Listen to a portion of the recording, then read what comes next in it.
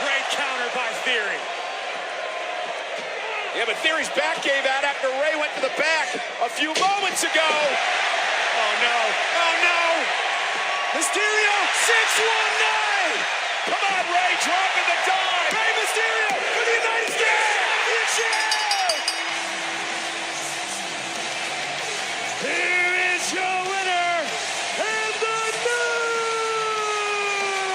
new United States Champion, WWE Hall of Famer, Rey Mysterio!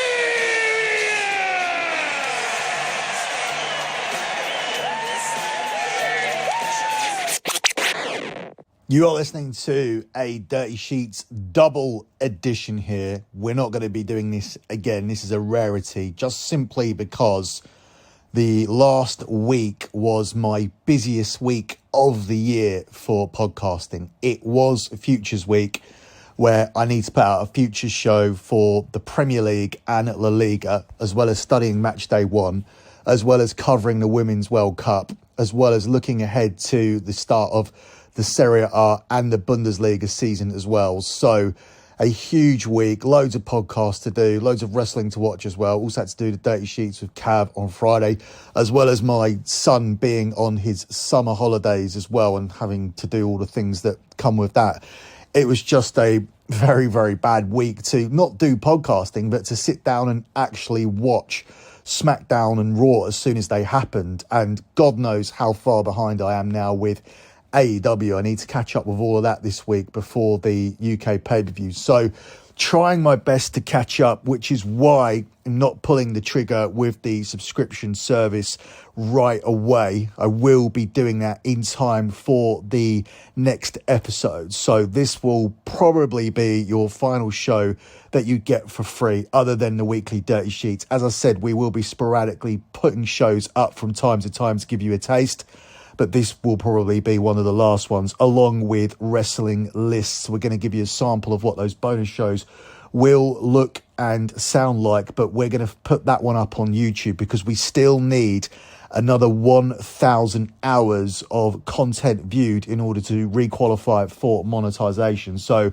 we are now 2/3 of the way there. So thank you for that. Off our first video, we got to 1,100. We've done a couple more, and we are now just approaching the 2,000 mark. So 1,000 more, just over 1,000 more will be there. We'll be able to change the Dirty Sheet show, do it live on YouTube. It'll also still be a podcast, but we will be able to allow you guys to interact and participate with that show. So lots of things coming ahead, just slight snags in terms of the pay platform not being how we wanted it. We wanted to have the simplicity there of being able to click the button if you're on Apple Podcasts and to get it straight away.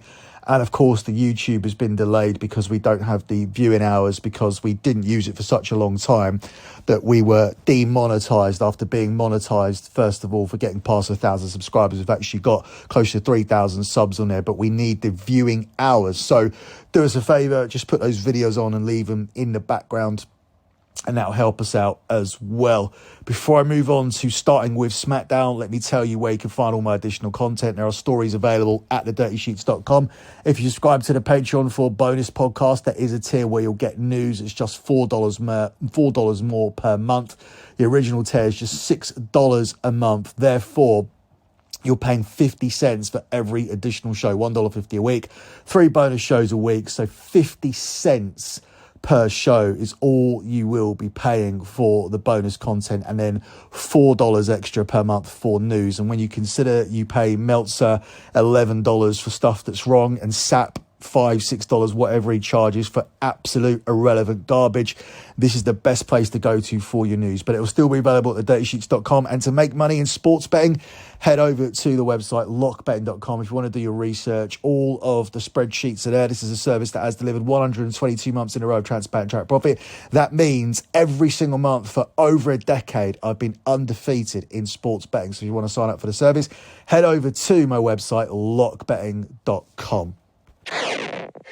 Acknowledge me. Oh!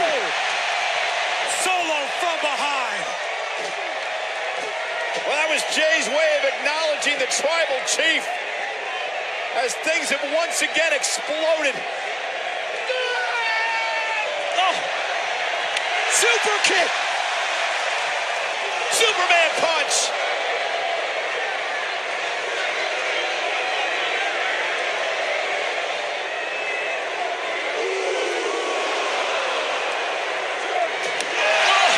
Another super kick stops the spear. There!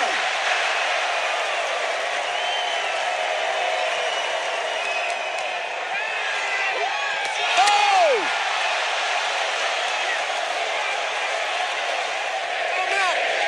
I'm out the Bloodline.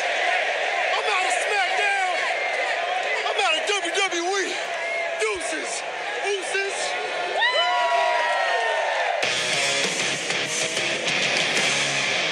So that was Jey Uso apparently leaving the WWE. It's hard to say what was the main thing coming out of SmackDown. We led the top of the show with Rey Mysterio winning the US belt. Me and Cav have already talked and speculated about that on the Dirty Sheet, so we won't talk about that too much.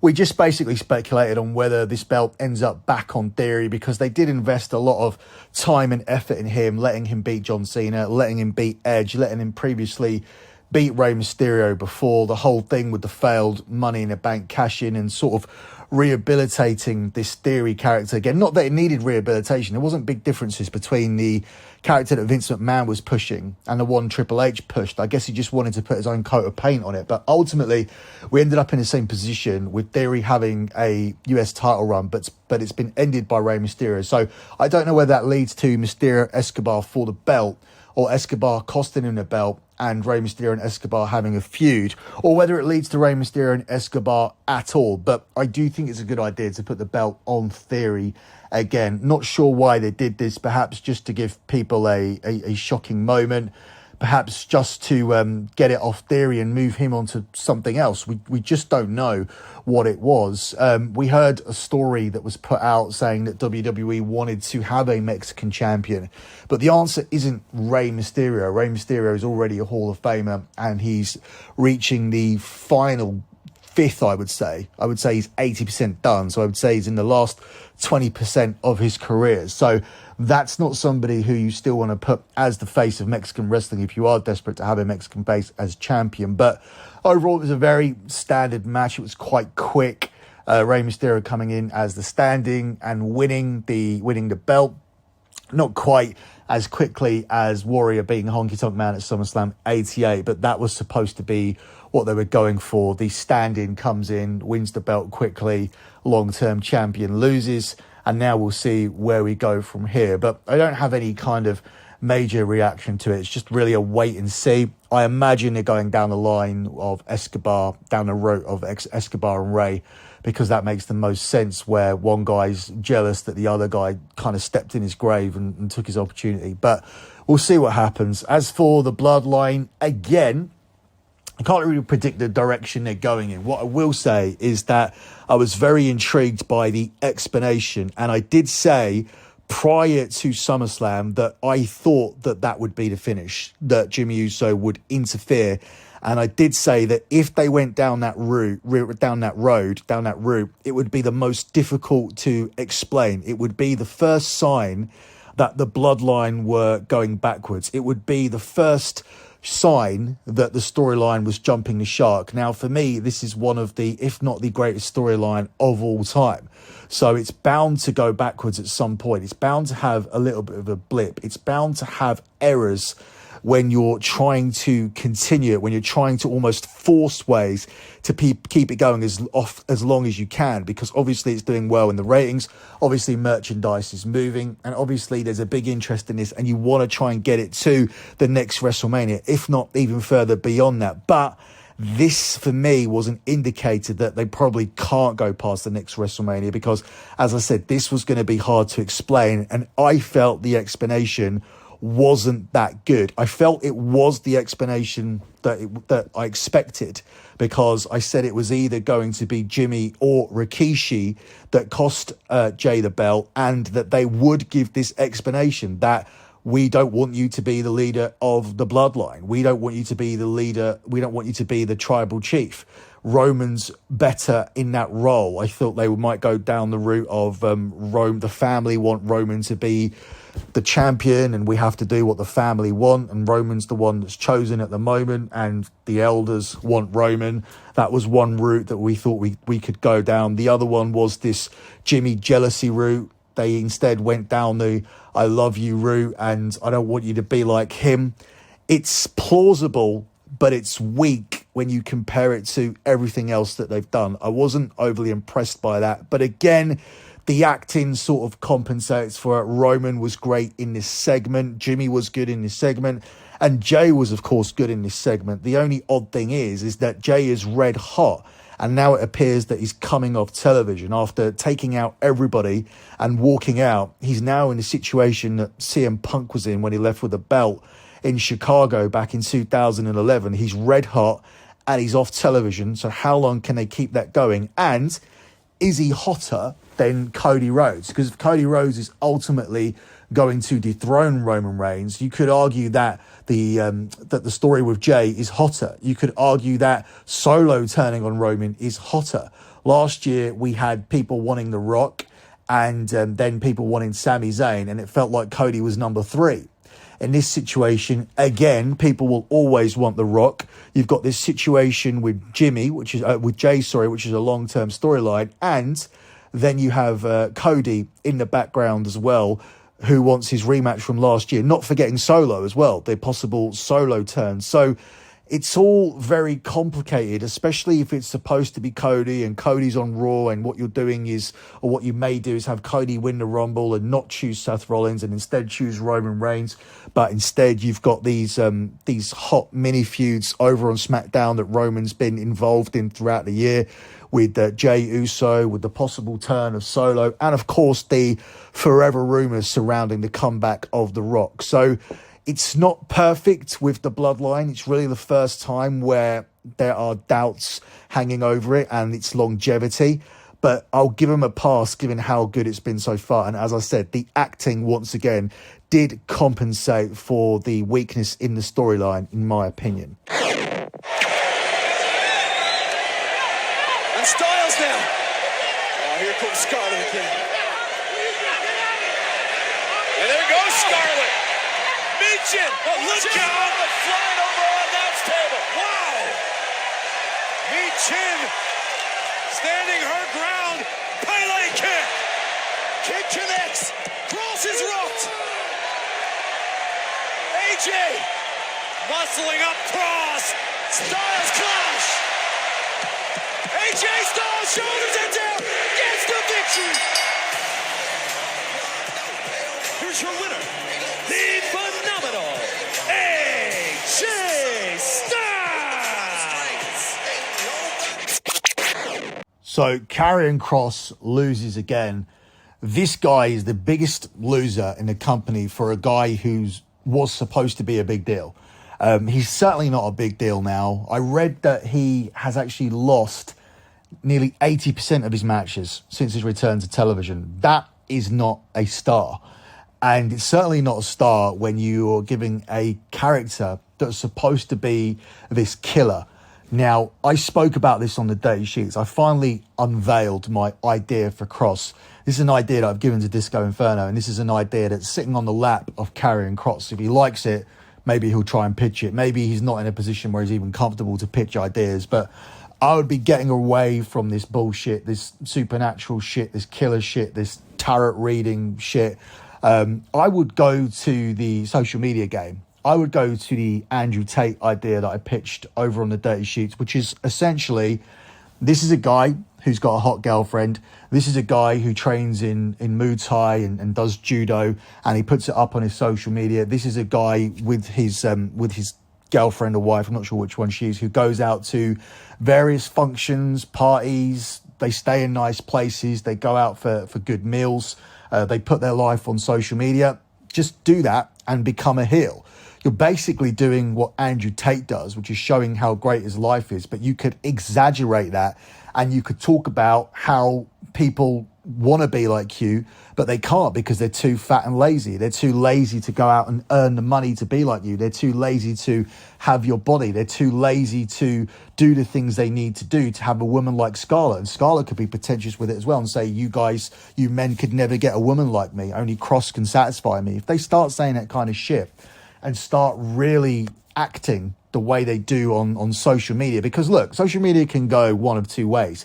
It can be seen as being vapid and showing off, or you could just simply look at people and go, oh, they've got a nice fun life. And there's a fine line between enjoying people's posts on social media and being jealous and thinking that they're arseholes. And if they actually start gloating about it, they cross over to that arsehole territory, which is fine when you're a heel.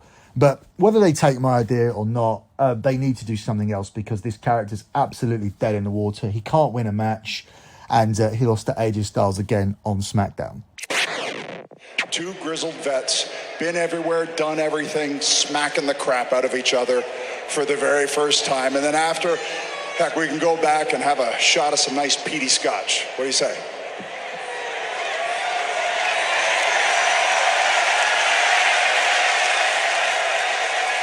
You swapped that peaty scotch for a nice pint of Guinness, and you got yourself a deal.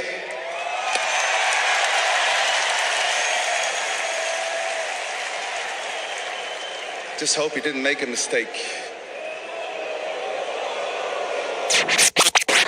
So we'll close out SmackDown by talking about this Edge Sheamus segment. I found this very weird. It was like a weird little Hall of Fame speech in the middle of a SmackDown. Dave Meltzer's speculating on Edge retiring, saying that he wanted to retire in Toronto, and there was a debate as to whether SummerSlam would be in Toronto or Detroit, and Edge was hoping it would be in Toronto, but it wasn't. And ultimately, he's saying that this is going to be the retirement match that he wanted to have at SummerSlam. I've not heard that at all. In fact, I've heard something to the contrary. So this is really just a plug for the exclusive news service that we're going to put out. As I said, exclusive news will always be available over at thedirtysheets.com. It's always been there. But we're also going to post audio news now up on the podcast. It's going to be on a different tier. So you'll get all bonus podcasts except news for just $6 a month.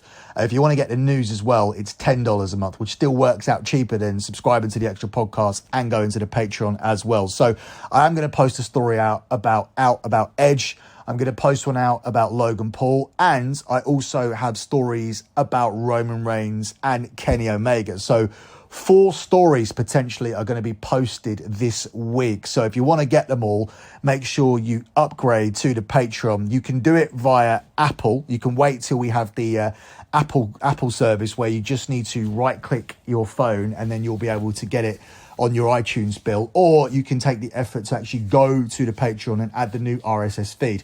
Literally, if you're not an idiot, that is really easy to do. The link is posted on the Twitter account at Dirty Sheets X. So Cav has posted it at Dirty Sheets X. Just click that link and you'll be able to subscribe to the additional content where there'll be 4 news podcasts in the next 7 to 8 days, talking about Roman Reigns, talking about Logan Paul, talking about Kenny Omega, and talking a little bit about this Edge story, which ultimately I think is not going to lead to him retiring against Sheamus or after he beats Sheamus. I assume he's going to beat Sheamus next Friday on SmackDown. But overall, I thought this segment was strange. I'm not saying it was bad.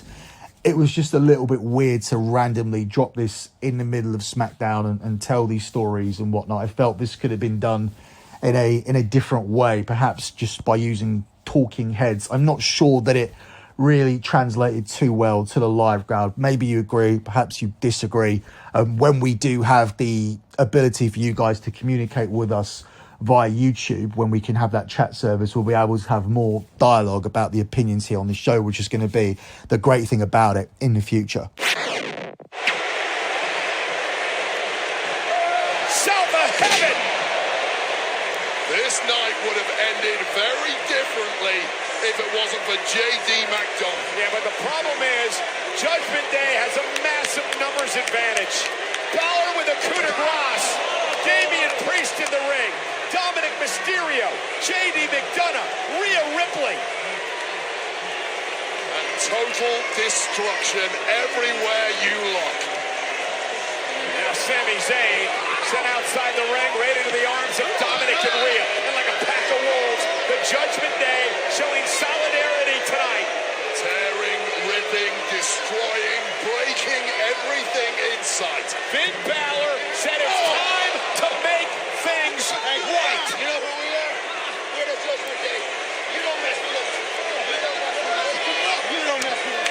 Rhea Ripley claimed the Judgment Day was losing its killer instinct. It doesn't look that way now. Make things right. I'd say things are looking pretty damn right for the Judgment Day right now.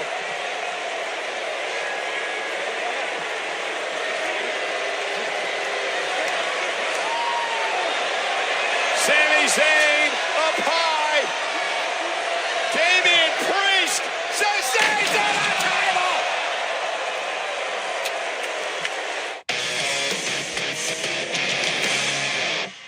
So we move on to Raw, and the main overriding story throughout Raw was JD McDonough's relationship with Finn Balor and the rift in the Judgment Day, with Balor looking like he was heading towards a pairing with McDonough and leaving the Judgment Day, and the Judgment Day basically calling him out on it and questioning Balor's loyalty to them. So in the end, what we got was a big finish where the Judgment Day ended up taking out Cody and Sami Zayn off the back of Finn Balor losing yet again. Now, if this group are going to be taken seriously, somebody needs to win a match.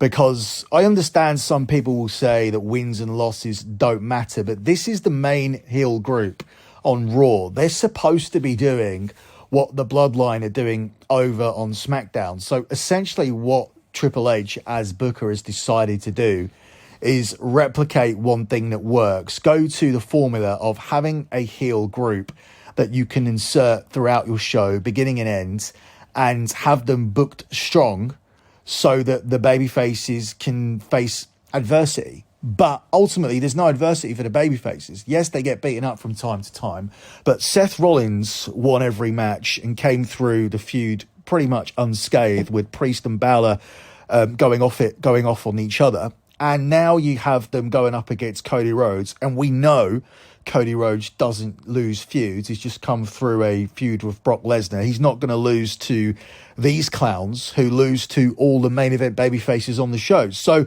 I think it could be leading to Kevin Owens' return. I don't know how seriously injured he is, and that could lead to a 6-man at the next pay-per-view where, guess what? Judgment Day will lose. I don't know where they're going with the McDonough-Balor situation, whether McDonough's going to be an addition to this group or whether he's going to be the fix for the Judgment Day and that's how he gets in. But ultimately, who cares? Because McDonough lost on his show to Sami Zayn. McDonough will lose matches. Balor will lose matches. Priest will lose matches because he has the money in the bank and we're all supposed to forget about it as soon as he tries to cash in, if he cashes in successfully. And Dominic Mysterio, although he has the North American belt, we know is a guy who only got here because of his dad. That's the story we're being told, and needs a lot of help from a woman to keep his belt. The woman is more credible than him, and she is the main credible person in this group. She destroys everybody that she goes through. She picked up a win over Indy Hartwell. I'm sure she'll beat Candice LeRae next week. That looks like where we're headed. And she's the strongest booked woman or strongest booked person in this group. But she can't go face to face with the men. But it's almost reached a point where I would be more convinced that Rhea Ripley could beat Seth Rollins than Finn Balor or Dominic or even Damian Priest could beat Seth Rollins or Cody Rhodes. So I'm not a fan, really, of this group. I'm a fan of each individual. I understand what Dominic brings to the table. Cab's high on Priest. I was always a fan of Finn Balor with the demon character and whatnot, and his wrestling. But I also think Balor, as an in-ring performer, has slipped up over the last 3-4 years. He's kind of been living up a reputation that he built for himself. But if you actually look through Balor's back catalogue over the last 3 or 4 years, you will struggle to find a really good match. He's obviously a competent worker. He's obviously one of the first to come through the indies, had a great reputation, had a lot of great matches. But as we head to the 40-year-old version of Finn Balor, as we talk about the 40-year-old version of Finn Balor, he's ultimately coasting through matches. And we saw that at SummerSlam, where he applied rest holds throughout the match with Seth Rollins. The go-home sequence wasn't overly enthralling. It was good, but it was just your modern day wrestling go home sequence. 1-2, 1-2, one guy tries to cheat.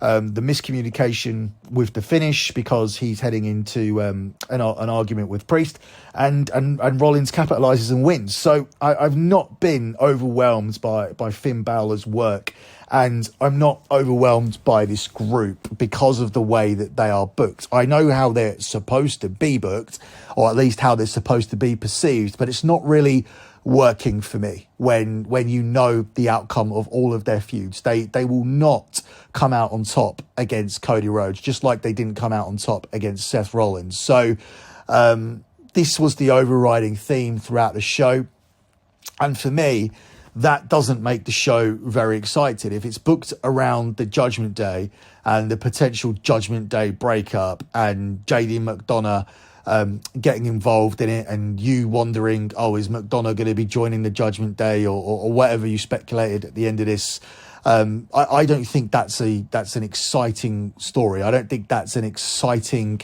plot line and something you can look at and say, hey, it was justified that I spent my Monday night watching this. The good thing about it is that what the hell does anybody do on Monday night? So it's not a huge investment. It's not like SmackDown or, God forbid, Collision, who are in a really shit spot where they expect people to sit in and watch wrestling on Saturday. Obviously, the core audience of that is that wrestling fan audience who don't have any friends, don't have anything to do, have never been with a woman, live with their parents, so they don't have the income to splash out on anything social anyway. So yeah, that will be the core audience of Collision. It will be the losers of the losers. And that's the problem with having a show on Saturday night. But Raw will always be on Monday. But it is about to face some seriously stiff competition from the NFL. And it'd be very interesting to see how the Judgment Day hold up once football arrives back on television in September. Tag made to Eric, and now the Viking Raiders looking to put Riddle away once and for all. Go! Oh, Riddle, though, with that flash knee. Lands on his feet. McIntyre makes the tag. Drew McIntyre's legal. Let's go kiss. A great throw by Eric. And Riddle sent Eric outside the ring.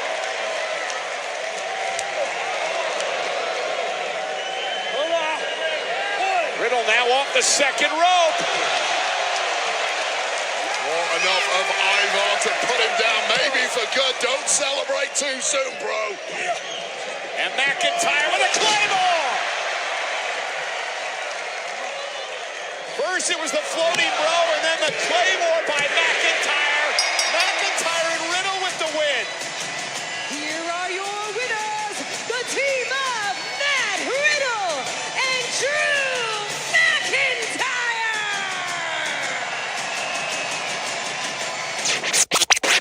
So Drew McIntyre now paired up with Matt Riddle.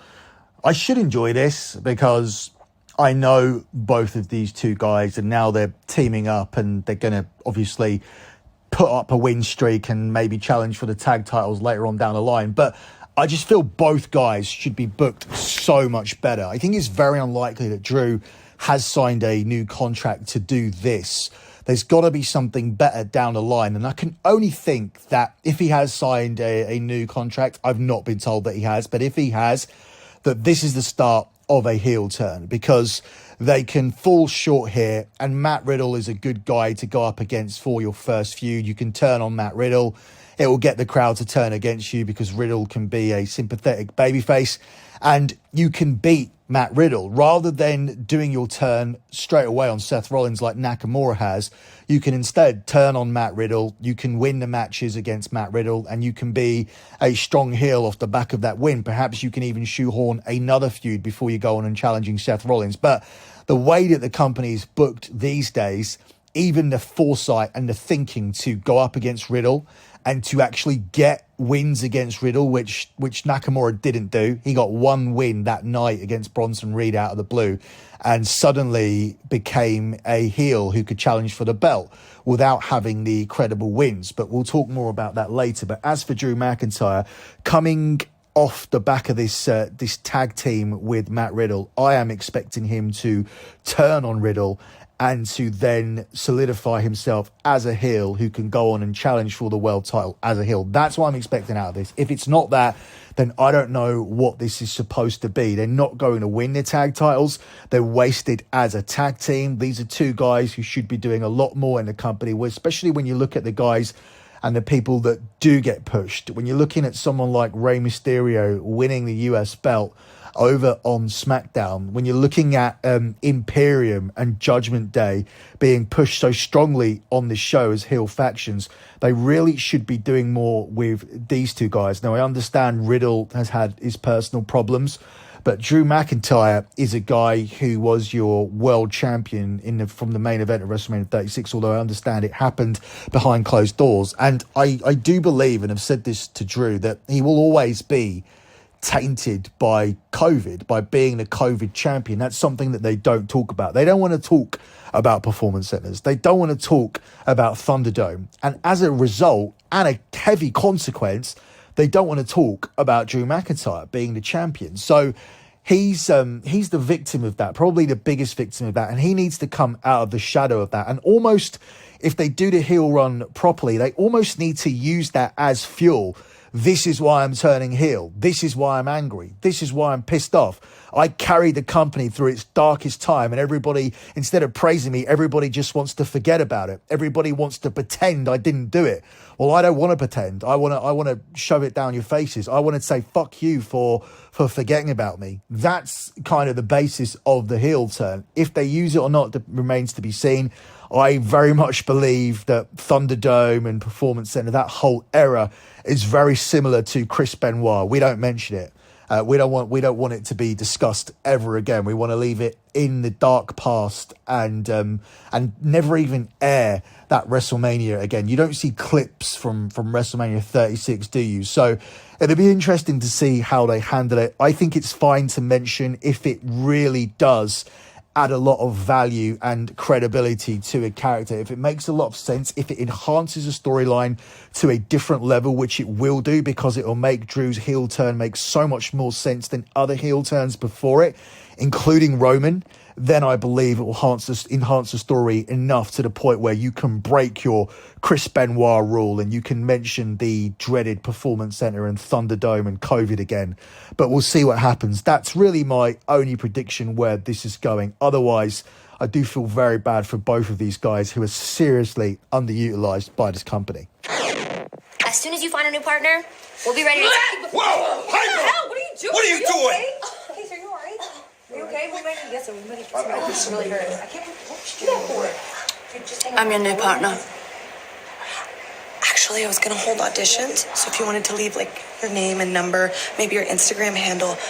I don't think you understand me. I'm your new partner. Go.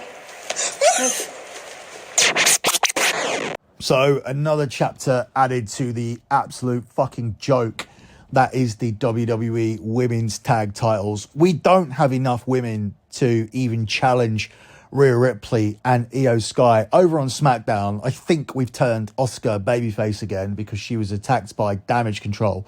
So essentially over on SmackDown, we have Charlotte, Bianca and Asuka versus Damage Control. That's it. Over on this show, we've had to bring back Trish. She's in a feud with Becky. And then your world title picture is Rhea Ripley squashing the shit out of everybody else. So you don't need tag team titles, but they seem adamant to keep them going, even though they are clearly cursed from Sasha and Naomi walking out to everybody seemingly getting injured as soon as they touch this belt. Sonya Deville being the latest victim. I actually thought that Sonya and Chelsea were going to be decent. I felt that they deserved to win the belts, which have been basically a hot potato for a while. Ronda and Shayna managed to win them, unify them. They did a quick turn because Ronda wanted to get the fuck out of there. And then they ended up on Chelsea and Sonya, who beat Liv and Raquel because of Rhea Ripley injuring Raquel Rodriguez, who's now the future opponent for Rhea Ripley. But yeah, now we have Doudrop just coming in and saying, I'm going to take the belt. I think the auditions thing would have been good, but I guess your champions are Doudrop and Chelsea. And I'm fine with it because I don't care about it. I stopped caring about these belts a long time ago and I would just be done with them at this point. But Chelsea Green has done very, very well since she's got to the company. And if it gives Chelsea Green something to do, and it means she's going to be on TV more and we'll see more character work from Chelsea Green, God forbid we see some character work from somebody, because a lot of the show is just wrestling for the sake of wrestling, then I'm all for it. I'm all for anything different, anything that isn't just more wrestling. And looking at Chelsea Green is absolutely fine with me. Watching her do her character is fine with me, and less wrestling is absolutely fine with me. So I'll go with it and be fine with it for now.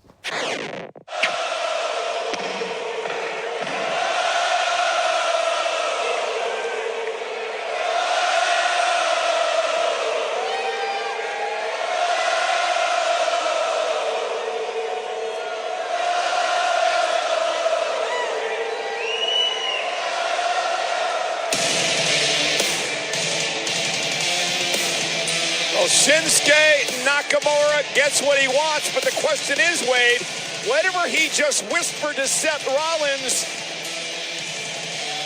seems concerning to the champion. And another Kinshasa! Nakamura from behind! So the question we were left to ponder here is, what did Nakamura say to Seth Rollins? We can all speculate on him. I think he told him that he's seen his Japanese dick. For anybody that's seen Japanese porn, or I believe they call it AMWF, Asian male, white female. I think that's the genre of porn, which is quite popular. And it's basically white women having sex with small dick Asian people. And we know that Seth Rollins has a small Asian dick. And that's probably what Nakamura said to him. He said, I remember your dick, or I've seen your dick, or don't forget your dick, or I have more pictures of your dick. That's what I think he said. But we'll see what he is supposed to have said in the future, I guess. But that's what they're building this up on, a little whisper from Nakamura. 1 win, 2 kicks in the face, and a whisper. And we have a world title challenger against Seth Rollins, who for me, again, this is my weekly rant that Seth Rollins isn't a credible world champion. I don't like Seth Rollins in the main event. I believe that he's a good addition to the show. I believe he's good for a match on pay-per-view, maybe even the opener that gets people going.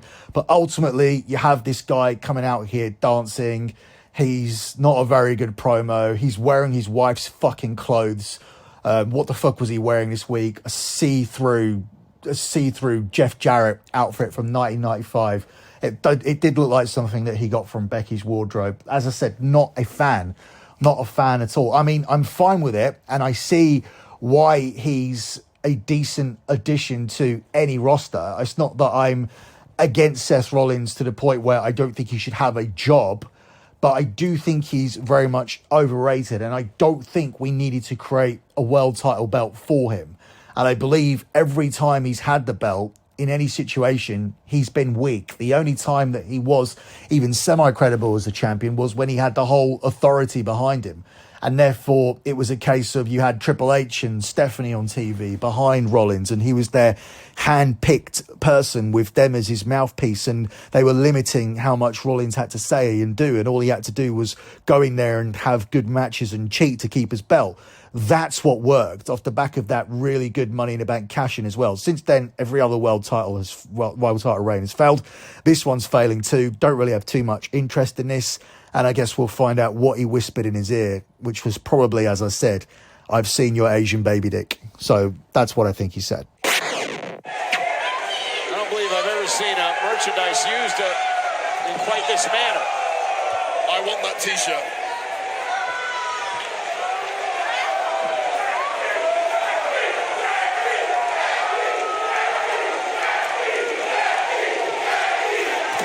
Well, wait a minute, from behind, that's Zoe Stark. Zoe Stark was banned from ringside, but guess what? We're nowhere near the ringside anymore. And the match is over, so it doesn't matter. Zoe Stark, the protege of Trish Stratus. How is Becky Lynch still Chick fighting? kick.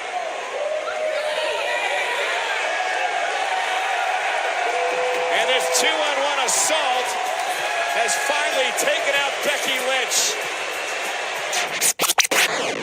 So we move on from Seth Rollins and we close out with the woman who managed to get pregnant by Seth Rollins' Japanese baby dick, and that is Becky Lynch. And this never-ending feud with Trish Stratus. Now, this is seemingly going to conclude next week with a steel cage match, which is funny because all of those people who seem to have the story and were online trying to make a thing of women not getting enough shine on SummerSlam and why was this match taken off? Well, it's because they're going to have a steel cage main event, and I assume it's going to be a main event match, which is obviously preferable rather than having a normal match at SummerSlam and just being third or fourth on the card and getting 8 or 9 minutes to do your thing. They're now going to get a proper match, a steel cage match on television in the main event of Raw, which is obviously much better. And I'm sure if this was pitched to the women, they would have agreed to it too. So all these people that tried to cry and shit stir and re-bring up this narrative about women not being treated right, they're going to main event the show this week. And also, if anybody saw this match between these two, it was fucking awful. The offense was awful. I believe Becky Lynch is just quite clearly working as safe as she possibly can until her contract expires, and is probably looking ahead to Hollywood or looking ahead to having more children, because she takes no risks out there at all. She protects herself 100%. She lands flat back all the time or flat face to the point where it doesn't even look real. Trish was laying in chops that wouldn't even have hurt Becky's kid. That's how weak they were. So this was a very, very poor match. If you watch it carefully, you'll see how bad the offense was. I don't know if guys even watch Raw carefully. I know Cav watches a lot of it on his phone. I've started to pay more attention because I have to do a specific Raw review now. But this match was bad. Anybody that says women deserve this and women deserve that, just watch this match and see how lackluster the offense was and how poor the chemistry was between these two. They actually had a far better match in Saudi than this one. Hopefully they were saving it and holding it back for the steel cage match because they knew they had a non-finish planned, and most of the stuff that was going to be remembered was the backstage brawl around the merchandise stand, which was actually decent. But yeah, the steel cage match next week, I assume Becky wins and we move on from there, and that's the end of the feud. But yeah, I mean, just wait and see where things go is the lesson that comes from this. Don't try and make up narratives. Don't try and make up fake stories. I'm sure, given that these two women have now extended the feud and had this match yesterday on television, and then gone on to have this will go on to have this steel cage main event on Raw, I believe they probably took that over having the 7 or 8 minute match where Trish would have lost at SummerSlam and left, and instead they've managed to get 2 more weeks out of it and we'll have a main event match on Raw. So everybody proven wrong once again. Notice I didn't have any story about it at all. I wasn't told anything about these women being upset. I wasn't told that this match was either added or taken off the show. Only report facts, only report what you actually hear. And whilst my Patreon may not have 4 or 5 stories a day because I don't make up shit, the 7 or 8 stories a month that we do put up are all accurate. They are all directly from accurate and trusted WWE sources that I rely on and that are reliable historically. And that's why we don't report bullshit like this. So these women will get their shine and they will get their steel cage match next week on Raw. And regarding the whole Becky situation in terms of her working safe, I've spoken about this before, but because we've got a bit of time, I'll talk about it again. I do believe there is some friction towards Becky Lynch. And I believe ultimately where we're going with her is towards a program with Rhea Ripley at WrestleMania, which I think Becky will lose. And then I think that she will just do very little on television for the final 8 months of the contract. And when it runs out in 2025, I don't think she'll do too much. The only contentious part of that is that I think she'll still have time that she owes. If the company want you to, they will make you work the additional dates, especially if they think you're going to AEW or something, which I don't think Becky will. So Becky signed a brand new deal with the WWE in 2020.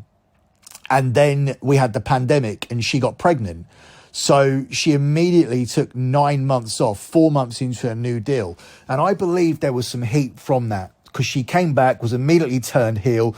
Turning heel reduces your merchandise sales. And this is someone who left the company as the number one merchandise seller. Don't forget, Drew McIntyre, the champion at the time, didn't have as much merch as Becky Lynch. Becky Lynch had been red hot since Nia Jax busted her face open. She'd been red hot since then. And by the time WrestleMania 35 came around, she had a ton of merch, which continued to sell throughout the entire year. So when WrestleMania 36 came around at 2020, she was the number one merchandise seller. She signed a big, fat 5-year deal in 2020, which runs out in 2025, and then took 9 months off for pregnancy. So I believe that Becky will have to continue working up until SummerSlam 2025. But I believe the Rhea Ripley feud, if it happens, this is just me guessing, will probably conclude at WrestleMania 40. Then it'll be interesting to see how they manage Becky for the final 15 months, because I don't think she'll stay. I do think there is some heat there.